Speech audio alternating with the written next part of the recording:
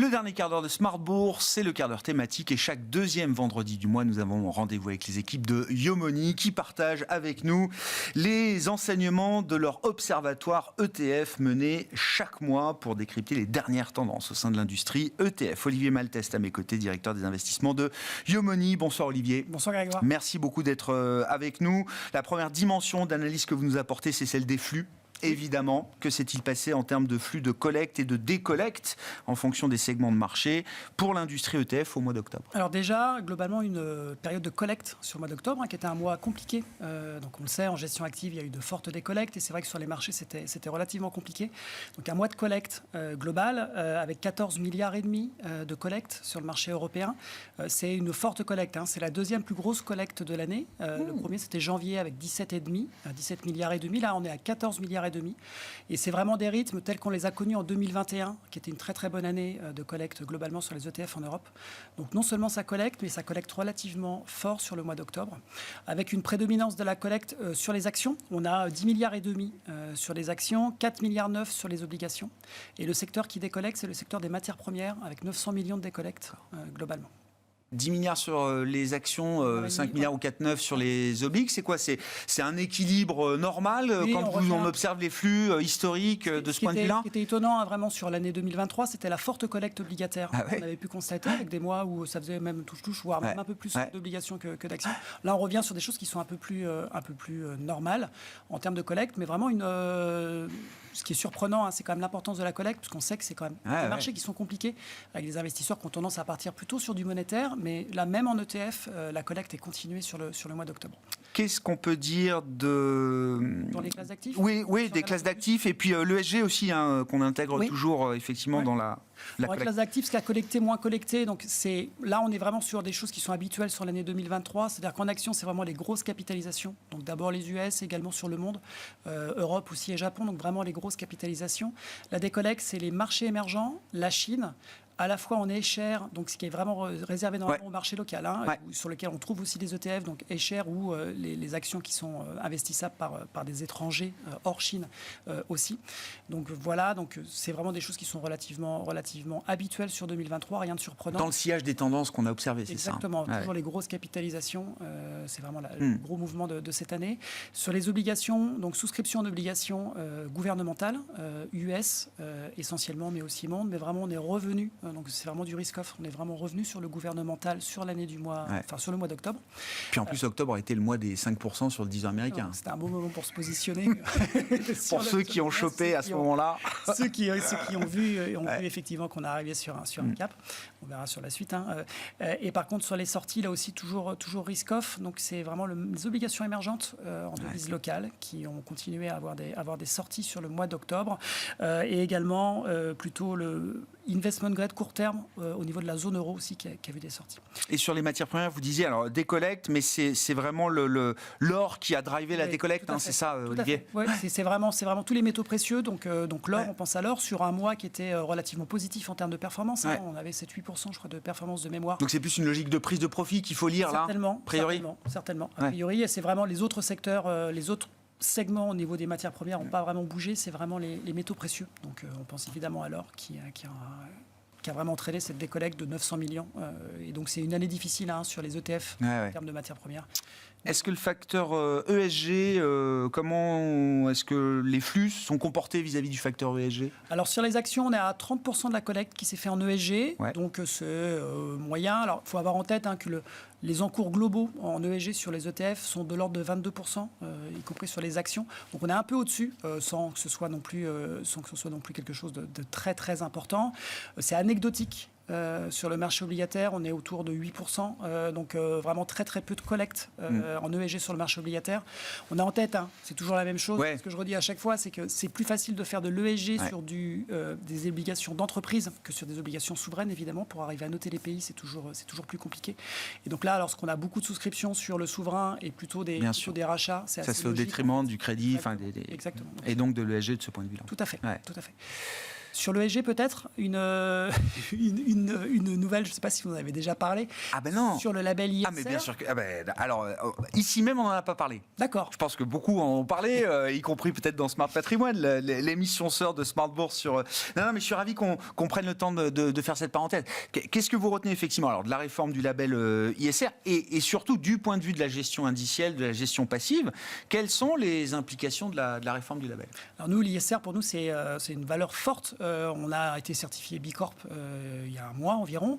Donc c'est vraiment quelque chose qui nous tient à cœur. On a des fonds qui sont labellisés. On avait choisi effectivement le label ISR et c'est vrai que depuis plusieurs mois, il y a pas mal de polémiques. Il y a une refonte et des réflexions qui étaient en cours sur la refonte avec des propositions qui avaient été faites au ministre. C'est un label d'État, donc c'est dirigé par le ministre des Finances. Ouais. Et donc plusieurs mois de discussions et des décisions qui ont été repoussées et qui donc ont finalement été communiquées cette semaine. Donc on attend... Toutes les modalités du label seront disponibles à la fin du mois, donc on attend, mais c'est vrai que les premiers signaux qui ont été donnés par le ministre en termes de label vont effectivement sur un renforcement du label, donc il était souvent décrié, donc renforcement en termes de sélectivité, donc on ne va pas forcément faire du très technique, mais avant il fallait augmenter de 20% soit la note, ou soit faire des filtres qui diminuaient de 20% les actions qui faisaient partie d'un label. Là on passe à 30%. Il y a un vrai focus aussi, une vraie concentration sur tout ce qui va être ce qu'on appelle les PAI. Donc, c'est lorsqu'on fait un investissement, forcément, même s'il y a des bons côtés, il peut y avoir des mauvais côtés. Donc, prendre aussi en compte les impacts négatifs de chacun des investissements.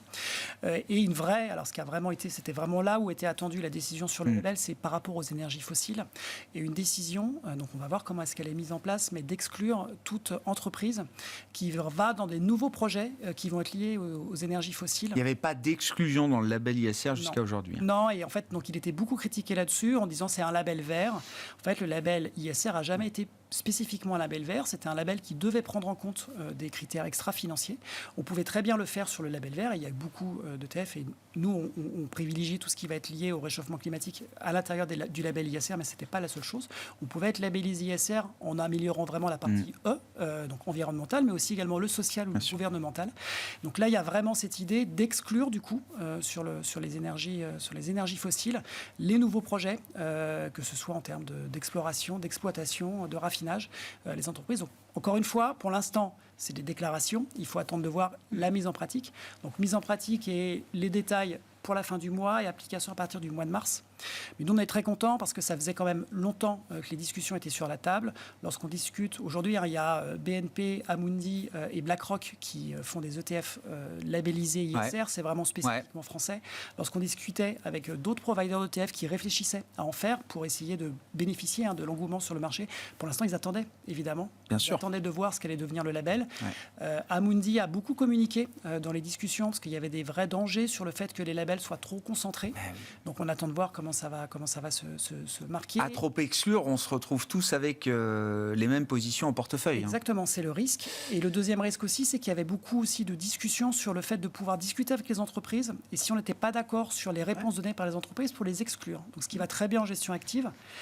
Au niveau de la gestion indicielle, il y a le pouvoir du vote, qu'on oublie souvent. Mais la gestion indicielle vote. Tous les providers d'ETF votent aux assemblées. Donc, il y a un vrai impact à ce niveau-là.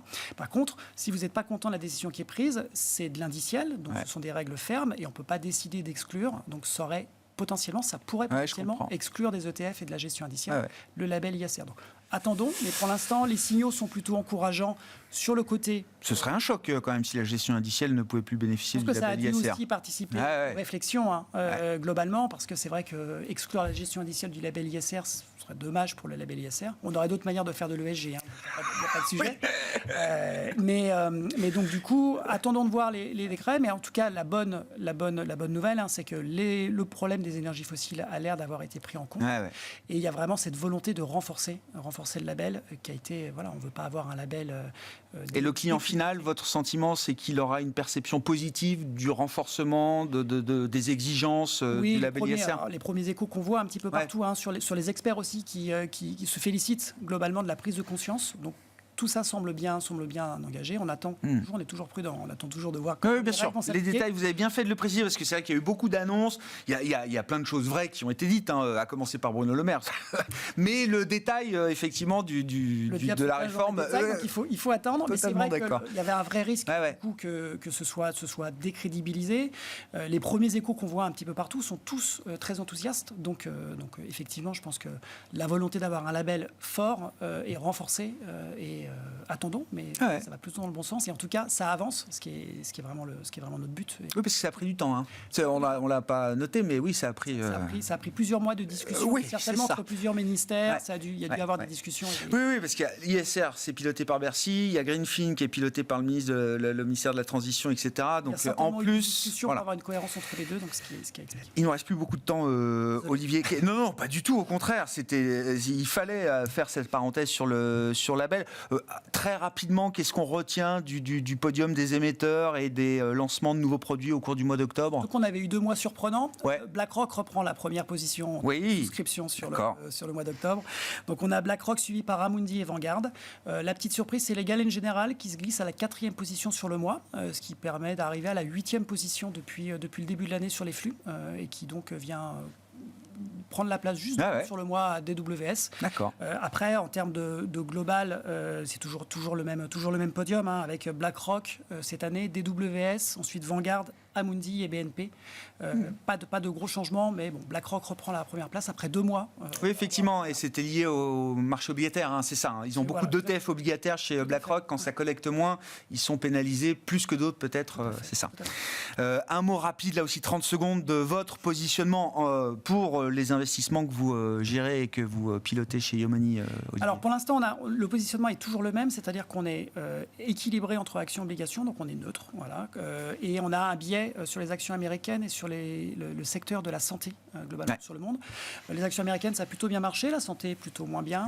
On a décalé à notre comité d'investissement la semaine prochaine. On voulait attendre de voir comment le marché allait continuer à réagir suite à la Fed qui a eu un discours très conciliant, plus équilibré et relativement conciliant en disant que le travail était aussi fait par les taux qui avaient fortement monté.